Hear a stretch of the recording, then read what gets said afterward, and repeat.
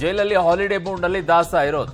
ನಿತ್ಯ ಲೋಕಾಭಿರಾಮವಾಗಿ ಈಗ ಕಾಲ ಕಳೀತಾ ಇರುವಂತದ್ದು ದರ್ಶನ್ ಮತ್ತು ವಿಲ್ಸನ್ ಗಾರ್ಡನ್ ನಾಗನದ್ದು ಇದೇ ರೋಟೀನ್ ಆಗಿಬಿಟ್ಟಿದೆ.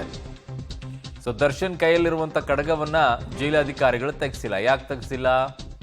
ನಿಯಮದ ಪ್ರಕಾರ ಯಾವುದೇ ಒಡವೆಯನ್ನ ಹಾಕೊಳ್ಳೋ ಹಾಗಿಲ್ಲ. ಏನಾದರೂ ಹೆಚ್ಚು ಕಡಿಮೆ ಮಾಡ್ಕೊಂಡ್ಬಿಟ್ರೆ ಕಷ್ಟ ಅಂತ ಹೇಳಿ ಧಾರ್ಮಿಕ ಆಭರಣ ಹೊರತುಪಡಿಸಿ ಬೇರೇನು ಧರಿಸುವ ಅವಕಾಶ ಇಲ್ಲ. ಅಲ್ಲಿ ದರ್ಶನ್ ಕಡಗ ಧರಿಸಲು ಅವಕಾಶ ನೀಡಿದ್ದಾರೆ ಜೈಲಾಧಿಕಾರಿಗಳು. ಅದು ಹೇಳಿರ್ಬೋದು, ಧಾರ್ಮಿಕವಾಗಿರುವಂಥ ಕಡಗ ದೇವಸ್ಥಾನಕ್ಕೆ ತಂದಿದ್ದೀನಿ ಅಂತೇಳಿ. ಬಟ್ ಈಗ ವೈರಲ್ ಆಗಿರುವಂಥ ಫೋಟೋದಲ್ಲಿ ಕಡಗ ಕೂಡ ನಿಮಗೆ ಕಾಣಿಸ್ತಾ ಇದೆ. ಚೈನು ಇಂಥವು ಯಾವುದು ಕೂಡ ಹಾಕ್ಕೊಳ್ಳೋ ಹಾಗಿಲ್ಲ ಅಲ್ಲಿ.